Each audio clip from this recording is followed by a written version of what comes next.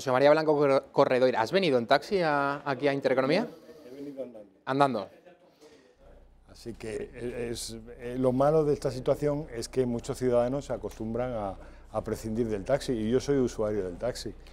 ¿Tú crees, José María, que los taxistas en el fondo tienen mucha parte de razón en todas sus reclamaciones, pero se están equivocando en las formas, o al menos los medios de comunicación están mostrando, la mayoría de ellos, el lado más antipático, porque, en fin, hay muchos portavoces que no lo están haciendo bien, eso hay que decirlo, y luego estamos viendo que en las calles, pues, algunos comportamientos pues, no son los más indicados? Los taxistas tienen la sensación de que son el primer sector afectado por la globalización.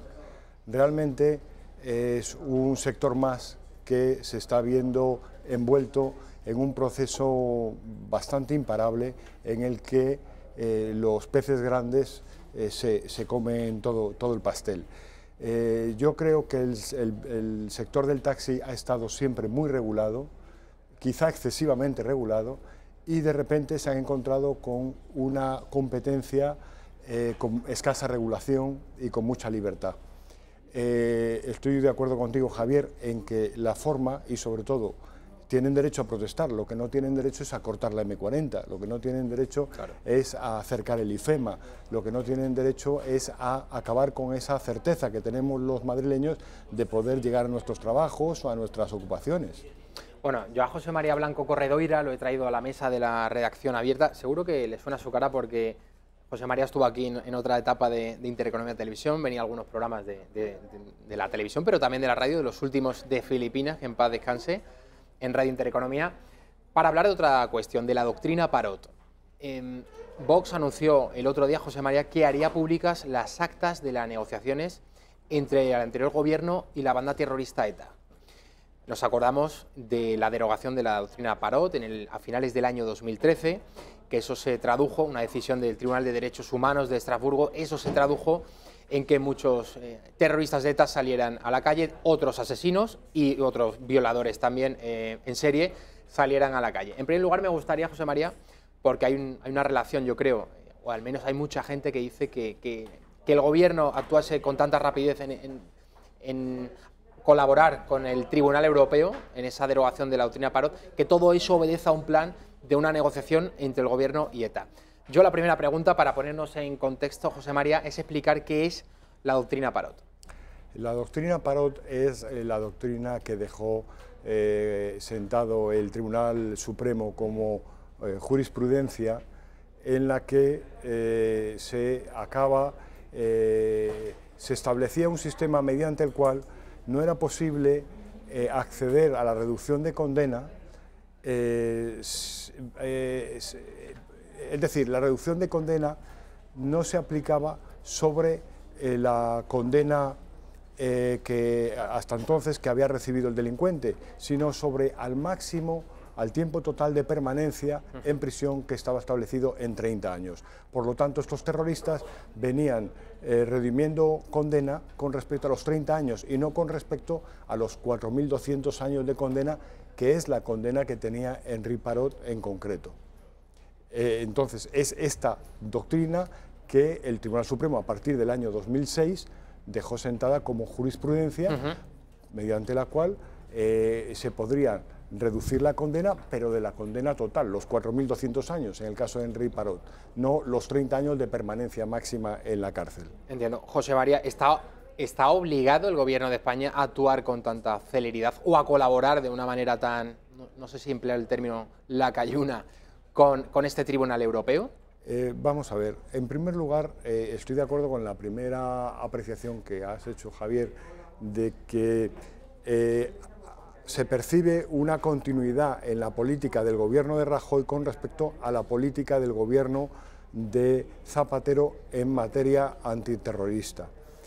Efectivamente, como ya dijo Santiago Abascal en el 2013, cuando se suscitó de forma pues muy precipitada la liberación, la excarcelación de estos etarras y otros asesinos, se planteó que el gobierno tenía la obligación no solamente de presentar sus alegatos a través del abogado del Estado, sino de haber creado un lobby de opinión en Estrasburgo, el de haber recusado al magistrado español que era Luis López Guerra, que había sido secretario de Justicia con Zapatero.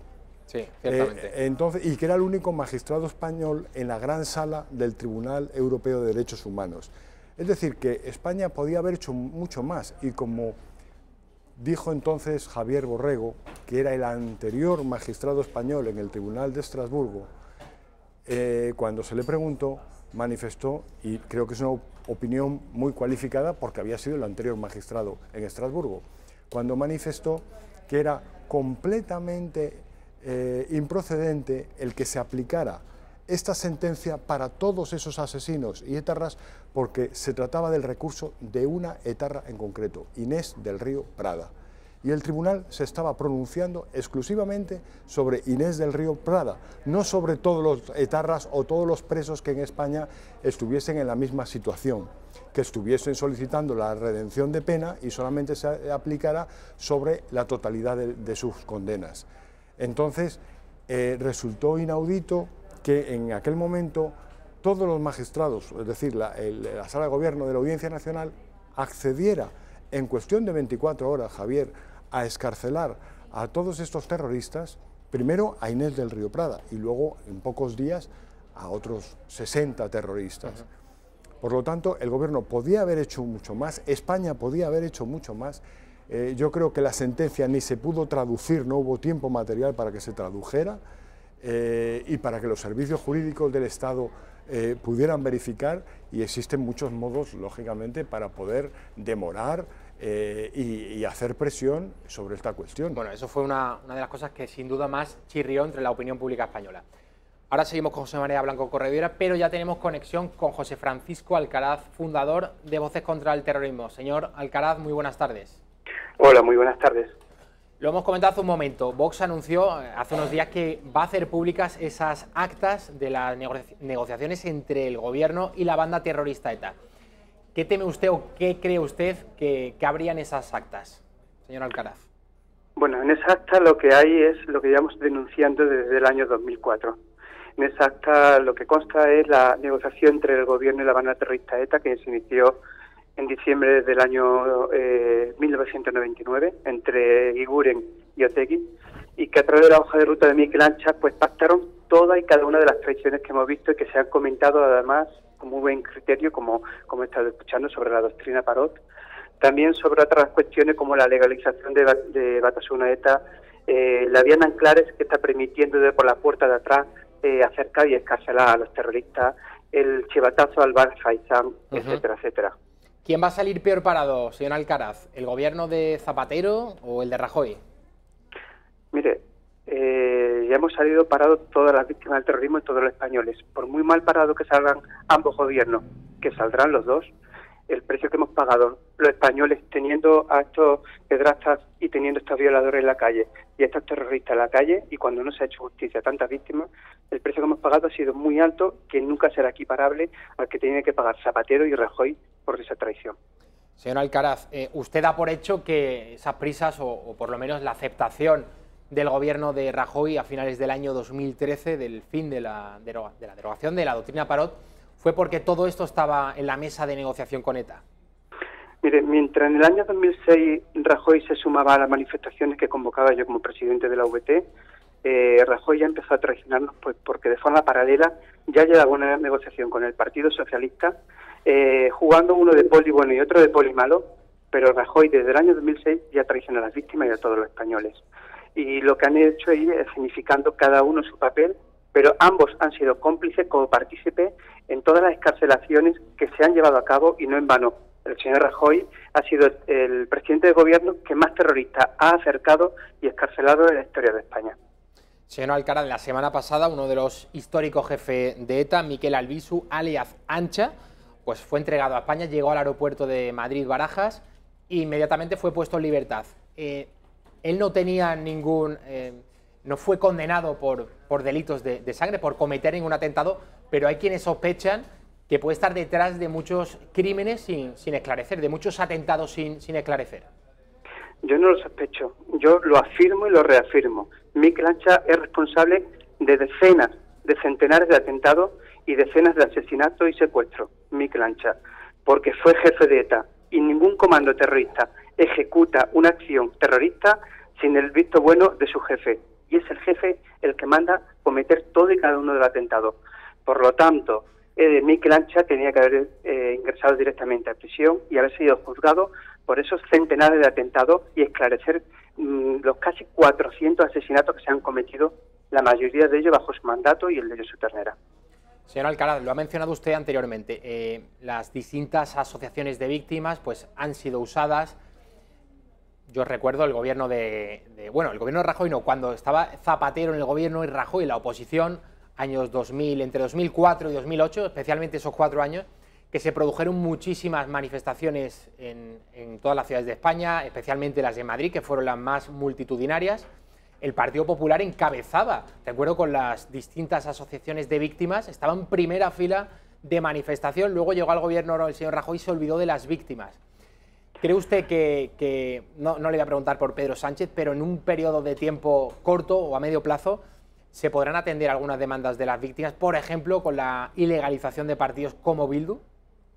Pierden cualquier esperanza mientras que Vox no llegue al gobierno. Los partidos del arco parlamentario se negaron en una votación ilegalizar a la parte política de ETA, tienen suficientes pruebas para hacerlo y se han negado constantemente a hacerlo, incluso a propuesta en su momento de UPyD. Pierden cualquier esperanza porque todo el arco parlamentario actual han asumido el proceso y han pagado a ETA el precio que les exigió. Pues señor Alcaraz, muchísimas gracias por atendernos y muy buenas tardes. Muchísimas gracias a ustedes, buenas tardes.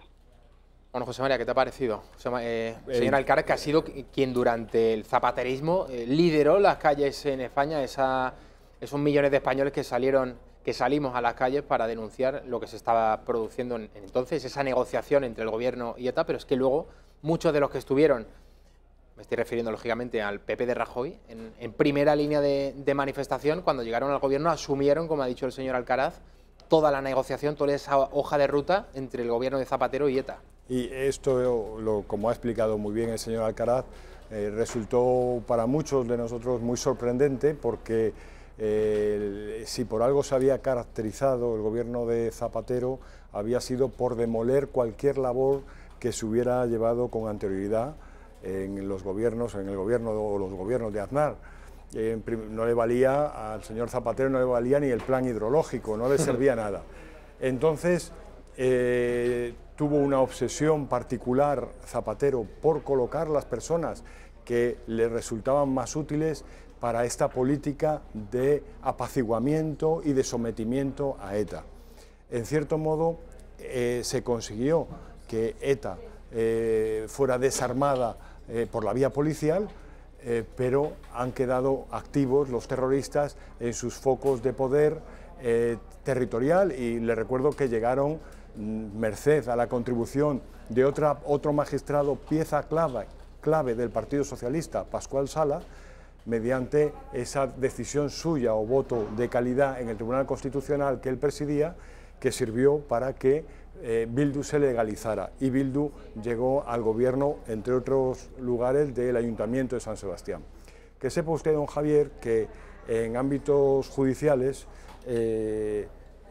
Pascual Sala era conocido como Pascual Sala Obrero Español. ¿Ah, sí? Sí. ¿Por qué sería, no? Claro, porque su filiación política era inequívoca, pero también el de Luis López Guerra, este magistrado que había tenido distintos cargos, pero fue secretario de Justicia con Zapatero y que debería haberse apartado de la votación en aquel momento en Estrasburgo, pero que fue colocado en Estrasburgo precisamente para inocular en Estrasburgo con la dejación del gobierno español para convencer al tribunal de las bondades de esta política de apaciguamiento que suponía, en el caso de Henri Parot, un asesino que había participado en 85 asesinatos, comando Argala, comando itinerante, se valía de su condición de francés. Por cierto, en el de Quintana Lacazzi, si no recuerdo mal. Bueno, es el asesino del teniente general Quintana Lacazzi, del teniente general Gómez Ortiguela con 2 coroneles y el conductor, y del Casa Cuartel de Zaragoza, en el que murieron 11 personas, 5 niñas. Tengo que decirle, don Javier, que para muestra de esta dejación de la sociedad, no solamente del gobierno, del Estado, también de la sociedad civil con respecto a ETA, el otro día vi un ejemplo modesto pero significativo. Usted ha mencionado Quintana Lacazzi. Quintana Lacazzi... Que por cierto, José María, hoy, 29 de enero, es el aniversario. No lo sabía, pero... El 35 aniversario.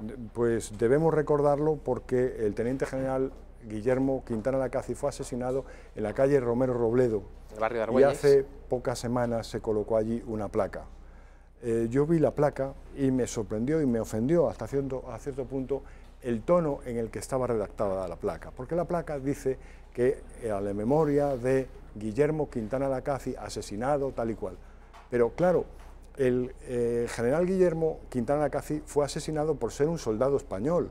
Esa ocultación de su circunstancia de militar, el no poner, aquí fue asesinado el teniente general Quintana Lacazzi, no porque fuera teniente general, si fuera comandante, el comandante Quintana Lacazzi. Es decir, que la propia sociedad como que quiere, tiene una conciencia, se ha dejado ganar el terreno por el enemigo y admite que si pone que es Guillermo Quintana Lacazzi, parece como que es más víctima que si pone que es teniente general Quintana Lacazzi. Son cosas muy significativas de esta política que se ha continuado desde el 2004 de no hablar de este tema porque molesta, porque incomoda, porque ya se ha hablado mucho, por distintos motivos. Bueno, José María, hay quienes dicen que esta hegemonía cultural progresista ya está tocando a su fin. Está muriendo de éxito, eso sí, pero ya está tocando a su fin, puesto que en los últimos meses estamos escuchando al menos un debate de ideas que antes no se daba. Claro. O se daba, pero no en los medios de comunicación. Exactamente, en otros lugares. se daba en los taxis, se daba en la barra del bar, se daba en las familias en las que se podía hablar de política, porque hace tiempo ya que no se puede hablar, y se daba en muchas circunstancias, pero los medios de comunicación mayoritariamente de esa corriente que se hace llamar progresista. A mí me gustaría saber dónde reparten el carnet de progresista, porque yo también quiero el progreso. Vamos a solicitar uno inmediatamente, claro, José María. Porque en esta dejación del lenguaje admitimos que unos se llamen progresistas y los demás ultraderecha o conservadores. No, todos queremos el progreso, todos somos progresistas. Eso creo yo. Volviendo al tema de la doctrina Parot, José María, bueno, cuando se derogó, pues muchos criminales, lo hemos relatado anteriormente, salieron a la calle, violadores en serie también. Es el caso de Félix Vidal. 3 años después de su liberación, pues volvió a reincidir. Yo te voy a preguntar sobre tu experiencia como abogado. ¿Tú crees en la reinserción para determinados criminales? Bueno, está demostrado que este perfil psicopático, este perfil tan determinado de criminal sexual, con esta pulsión tan vehemente y esta querencia tan vehemente hacia la violación, es que han sido decenas de mujeres violadas. Parece que tiene muy difícil remedio, salvo que hubiera tenido algún tratamiento químico, pero claro, ese tratamiento químico, ¿quién lo vigila? Es que este señor, desde que, bueno, le quitamos lo de señor, esta persona, desde el año en 2013, que fue puesto en libertad, a los 4 o 6 meses volvió a cometer una violación y ha estado 15 meses en la cárcel, volvió a salir y ahora es cuando la han vuelto a detener. Luego, parece que es difícil para este tipo de criminales la reinserción, y creo que en estos casos estaría más que justificada la prisión permanente. José María, recuerdo cuando Nicolas Sarkozy era presidente francés que abrió el debate en Francia de la castración química para este determinado tipo de criminales, para los violadores. También plantea sus dudas, porque como hay en estas personas hay no solamente la cuestión genética, esa carga genética, cromosomática, que se ha analizado, como en el caso del arropiero, asesinos en serie, sino que está también el hecho de que ha habido personas que no han podido consumar la violación y sin embargo han matado o han seguido matando, como si fuera por la propia frustración, de no haber podido cometer la violación. Entonces ofrece sus dudas. Creo que la medida de seguridad más conveniente para la sociedad es la prisión permanente. José María, ¿cuántos años llevas en la abogacía ejerciendo? Bueno, desde el año 93, 25. Se habla mucho de la politización de la justicia. Has hablado antes del caso del magistrado Sala, Pascual Sala, que fue el presidente del Tribunal Constitucional cuando Bildu, finalmente creo que fueron por 6 votos a 5, en contra del criterio del Tribunal Supremo. Hay que recordar, el Supremo instó a la ilegalización del partido Bildu en el año 2011. Sin embargo, luego en última instancia el Constitucional avaló las listas de Bildu para que se presentase a esas elecciones municipales de la primavera del año 2011. ¿Qué cosas habría que cambiar, José María, en el sistema judicial para que hubiese las menos injerencias políticas posibles? Es muy difícil, Javier, es muy difícil porque en democracias como Estados Unidos la garantía de la independencia de los jueces radica en el hecho de que los magistrados, los 9 magistrados de la Corte Suprema, son elegidos de forma vitalicia. Por lo tanto, ese agradecimiento al presidente que ha propuesto su nombramiento, pues puede con el tiempo desaparecer.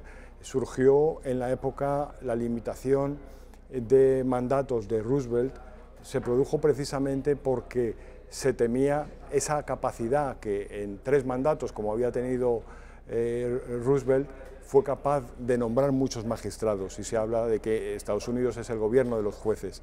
Por lo tanto, incluso en Estados Unidos el poder político participa de alguna manera, porque tengo que decir una cosa, Javier, tampoco creo que los jueces, como ningún gremio en España, pueda ser autónomo y pueda no quedar bajo la supervisión de los otros poderes. Entonces, yo tampoco confío en que los jueces por sí mismos fueran a ser capaces de nombrar unos magistrados que gobernaran el Consejo General y que no estuvieran de alguna manera contaminados. Entiendo, José María. En el caso de Pascual Sala, una vez me contaron una anécdota, un amigo que hacía deporte habitualmente por la casa de campo y se encontró al señor Pascual Sala. Es una anécdota que algún día me gustaría contar aquí en televisión, pero creo que no se puede contar. Le dijo algo así como que no era de su agrado por esa sentencia, ¿no? Bueno, que había cometido en el año 2011. Fue una situación que yo presencié en la que creo que funcionó la ironía. El insulto, el altercado, la agresión, el scratch, que se dice ahora, es siempre, exactamente, es siempre algo pues desagradable y que no conviene y que no debe hacerse. Pero la ironía sí funciona. Es decir, aquel joven que le dijo a Pascual Sala, le dijo: don Pascual, le hacía yo a usted en San Sebastián, porque coincidía con uno de estos fines de semana de enero que son las fiestas de San Sebastián. Ajá. Y el hombre se quedó sorprendido y le dijo: ¿cómo dice? Le hacía yo a usted en San Sebastián con sus amigos de Bildu. Entonces es la ironía, decirle, pues el que se lo encuentre, pues decirle qué buenos servicios ha hecho usted a España, don Pascual. Y esa ironía funciona, pero no el insulto o la provocación. Recuerda, José María, una anécdota que viene relatada en la biografía de Juan Belmonte, la de Manuel Chávez Nogales, cuando él de jovencito pasa el río Guadalquivir, la dehesa de Tablada, en una barquita, y van, siendo unos chavales de 10, 15 años, a torear unas vacas que había allí, a campo abierto, hasta que el guarda, ¿no?, les pilla una noche y le pone la pistola en el pecho a Juanito Belmonte, y Juan Belmonte se la arrebata y le dice, ¿cómo era lo que le dice? Juan Belmonte no tendría más de 14 años, era bajito, y entonces le dijo a aquel señor, le arrebató el revólver de un manotazo y le dijo: ¿de qué me conoce usted para tratarme de tú? Y además de decir, él luego en esas memorias de Chávez Nogales dice: aquel señor acabó tomándose unos vinos conmigo, y comprendí entonces que con las personas, igual que con los toros, el parar a tiempo funciona. Cuando se trata de una cuestión de justicia o de educación, creo que ese parón a tiempo es necesario. Pues José María Blanco Corredera, muchas gracias por estar con nosotros. Me gustaría que viniesen más habitualmente. Bueno, sé que te gusta, eres un experto en temas de tribunales, en temas de justicia, pero bueno, también tiene José María Blanco Corredoira una faceta de escritor. Creo que últimamente has publicado un libro de relatos sobre Galicia. Exactamente, una serie de relatos gallegos que transcurren en la comarca de la Ulloa, en el corazón de Galicia, y que presentaremos pronto en Galicia. Ya lo hemos presentado en la Casa de Galicia de Madrid, y mi interés, como sabes, Javier, por la literatura costumbrista y por Madrid también es grande, así que estoy a vuestra disposición. Pues muchísimas gracias, José María. Te esperamos aquí en la mesa de la redacción abierta.